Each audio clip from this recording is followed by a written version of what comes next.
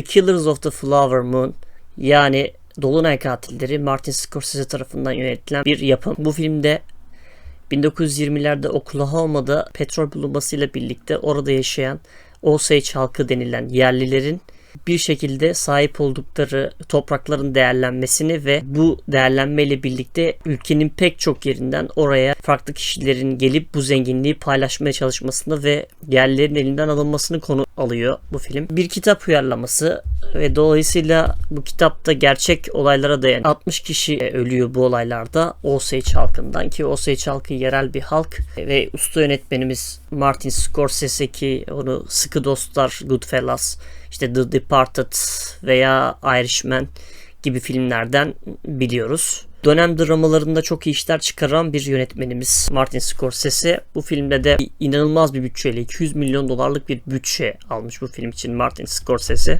Sinemalardan çıktıktan sonra Apple TV Plus'a özel olarak yayına girecek, ki Apple büyük bir bütçe vermiş gerçekten Martin Scorsese'ye bu anlamda, ki Scorsese'nin en pahalı filmi. Bundan önce Irishman $259 milyon bir bütçeyle en pahalı filmiydi ve bu film onu da geride bırakıyor. Dolayısıyla Martin Scorsese $200 milyon bir bütçe ve tabii ki buradan da kısaca oyunculardan bahsedelim. Usta oyuncu Robert De Niro'ya bir başka usta oyuncu Leonardo DiCaprio eşlik ediyor. Bu oyunculara ek olarak çok da bilinmedik bir oyuncu olan Lily Gladstone eşlik ediyor başrollerde. Dediğimiz gibi kısa bir şekilde Robert De Niro ve Leonardo DiCaprio aslında kapitalist sistemin ürettiği iki karakteri canlandırıyor, ki orijinalinde bu filmde ilk başta script yazılırken Leonardo DiCaprio'nun bir dedektifi canlandıracağı ve bir nevi dedektif hikayesi olarak ele alınacağını okumuştum. Fakat daha sonradan bu hikaye değişime uğramış ve Leonardo'nun rolü de farklılaşmış.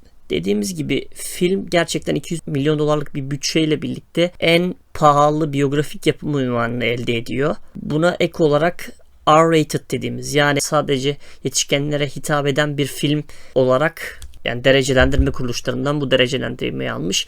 Bu konuda da Matrix'in son filmi Matrix Resurrections'ı da geçerek, ki o filmi $190 milyon bir bütçeye sahipti. Bu filmde $200 milyon bir bütçeyle onu da geçerek gerçekten maddi anlamda rekorlar kıran bir film oldu.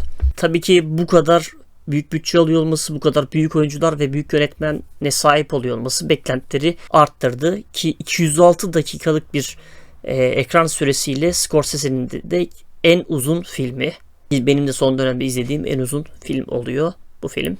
Irishman'den bile daha uzun bir filmmiş. Kısa bir bilgi de oyunculuklar gerçekten zaten bu kadar usta oyuncunun olduğu yerde çok da oyunculuklara bir şey denilecek bir şey yok, ki DiCaprio sadece bu film için $30 milyon bir maaşa sahip. Gerçekten rekor denilebilecek bir ücret şu anda Hollywood'da. Onun dışında Leonardo bu filmde çok fazla doğaçlamaya yer vermiş ve Robert De Niro bile bu durumdan sıkılmış. Bu da küçük bir dipnot olsun. Ve buradan da kısaca filmi şu şekilde değerlendirelim. Film bir kitap uyarlaması. Kitap uyarlaması olması filmi bir nevi bir takım sınırlıklara tabi tutuyor. Fakat burada filmin en çok beğendiğim yönleri başrol oyuncularının filmi sürüklüyor olması. Her ne kadar yönetmen Scorsese'nin yapımlarını çok beğensem de en az birkaç tane favori filmim var bu yönetmenden. Ama buna rağmen böyle başrol oyuncuları olmamış olsaydı bu büyük ihtimal ilgimi çekmezdi. Bunun temel nedenlerinden bir tanesi, film çok uzun. 3 saat 26 dakikalık bir zaman dilimi var ve bu süre gerçekten çok uzun. Yani bu sene yine izlediğimiz filmlerden biri Oppenheimer'da 3 saatlik bir süreye sahipti. Orada bile sıkılanlar, oflayıp puflayanlar olmuştu zaman zaman, ki bu filmde oyunculuklar filmi taşımasına rağmen yer yer, ki biraz sonra değineceğim ona, hani beğenmediğim, eleştirebileceğim noktalarda yer yer gerçekten çok tempo düştü ve biraz sıktı açıkçası. Ama dediğim gibi yani bu kadar usta oyuncuları bir araya getirdiğinizde bir şekilde filmi size izlettiriyorlar. Onun dışında Lily Gladstone çok bildiğimiz bir oyuncu değil. Zaten oyuncu da şaşırmış. Oyunculuğa bir ara verip başka işlerle meşgul olmak istediği bir anda Martin Scorsese kendisini bir şekilde pandemi sürecinde galiba arıyor Zoom aracılığıyla ve bu şekilde kasta dahil oluyor ve onun da kariyerini bir nevi diriltiyor. Lily Gladstone büyük başka projelerde göreceğimizi düşünüyorum, ki sırıtmamış oyunculuğuyla birlikte. Övebileceğim başka bir nokta, Martin Scorsese Osage halkından kişileri filme dahil etmek için birkaç saat boyunca o topluluktan kişilerle görüşerek onları ikna etmeye çalışmış ve filmde birçok Osage halkından kişiyi de görüyoruz. Bu anlamda daha otantik bir ortam sunabilmiş bize ki sinematografik açıdan Martin Scorsese'nin kendisi bir hoca olduğu için, yani yönetmenlik dışında kendisi de bir sinema hocası olduğu için bu konularda zaten onu eleştirmek mümkün değil. Sadece tercihleri subjektif yapmış olabilir ama gerçekten eleştirebileceğimiz noktalar değil bunlar. Film teknik açıdan zaten çok iyi. Olumlu noktalardan sonra neden beklediğim seviyeye çıkamadığından bahsetmek istiyorum filmin biraz da. Birincisi, dediğimiz gibi çok uzun bir film. Çok uzun film içerisinde tempo böyle biraz iyi gidiyor, sonra düşüyor. Biraz iyi gidiyor, düşüyor. Tempo sorunlarının olduğu bir film. Filmin süresi kısaltılabilmiş olsaydı belki 30 dakika, 40 dakika, belki 1 saat bile kısılabilirdi filmin süresi. Bazı yerlerden feragat edilerek. Yani dediğim gibi bu sinema seyircisini çok sıktı. Filmden çıkan bazı kişiler oldu yani. Biraz hayal kırıklığına uğramış olabilirler. Casual izleyicinin çok zor izleyebileceği bir film. Bu kadar uzun, temposunun düşük olduğu. Yani her kişiye gidebilecek bir film değil. Filmle alakalı mesela hikayede de bazı anlaşılmayan kısımlar oldu. İşte o dönemde Osage halkındaki bazı kişilerin evet hakları alınıyordu. Arazileri alınıyordu. Bu araziler karşılığında onlara bir para tesis ediliyordu. Bazı kişiler kendi haklarını kendileri kullanabilirken, bankadan paralarını alabilirken yerleri karşılığında, bazı kişiler de belli bir şekilde donöre sahip olmak zorunda. Donör dediğimiz kişiler de aslında bir aracı kişiler oluyordu. Yani mesela bir Osage halkından biri bankaya gittiği zaman kendi parasını kendisi çekemiyordu. Bir aracı olmak zorundaydı. Bu aracı da muhtemelen bir beyaz Amerikalı oluyordu. Bu da filmin başlarda çok iyi ayrımını yapamadı. Burada çok iyi açıklamıyor burayı film bence.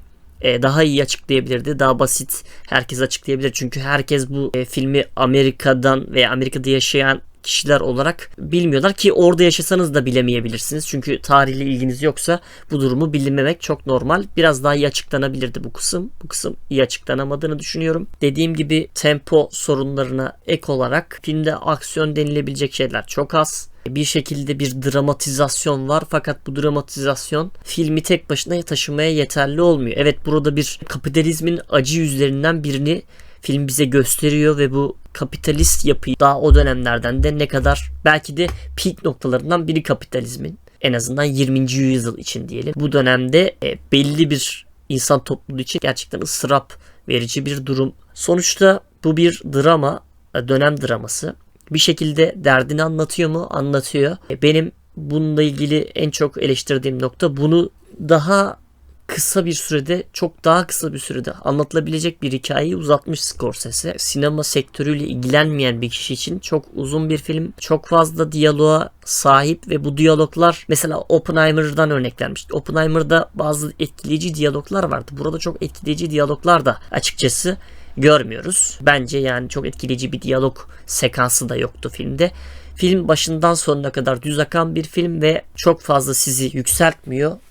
Çok fazla düşürmüyor. Yer yer bayağı düşürse de çok dip noktaya da düşürmüyor. Hatta bu arada şeyden de bahsedeyim. Film 200 milyon dolarlık bütçesine çok vurgu yapmıştık videonun başında. 200 milyon dolarlık bütçe şu ana kadarki filmin bu 3. haftası sanıyorum. Bir video editleyene kadar belki bir ayını geride bırakmış olur. Şu an itibariyle yaklaşık 120 milyon dolarlık bir hasılat elde etmiş dünya çapında. Bu da açıkçası bu durumda biraz üzüntü verici. Yani daha kendi bütçesini çıkaramamış, muhtemelen pazarlama ücretlerini vesaire de topladığımızda film zarar edecek. Bu üzüntü verici bir durum. Böyle usta bir yönetmenin bir filminin zarar ediyor olması. Kısacası şöyle söyleyelim. The Killers of the Flower Moon, yani Dolunay Katilleri, Amerikan tarihiyle ilgilenen kişiler ve drama izleyebilirim, ağır akan bir film izleyebilirim diyenlerin izleyebileceği bir film. Ama casual izleyicinin uzak durması gereken bir film. Gerek süresiyle olsun, gerek temposunun yavaşlığıyla olsun. O yüzden hani benim için The Killers of the Flower Moon, yani Dolunay Katilleri vasatüstü bir filmdir. Tabii ki herkese önermiyorum. Dediğim gibi drama filmleri ve ağır tempoda filmler izleyebilecekler bir göz atabilir. Çünkü burada bir sistem eleştirisi, da o dönemki sistemin eleştirisi var ama bunu bu döneme de uyarlayabilirsiniz. Dolayısıyla görülmesi gereken bir hikaye olduğunu düşünüyorum. Fakat belki de ikiye bölerek de izleyebilirsiniz bu filmi streaming servislerinde.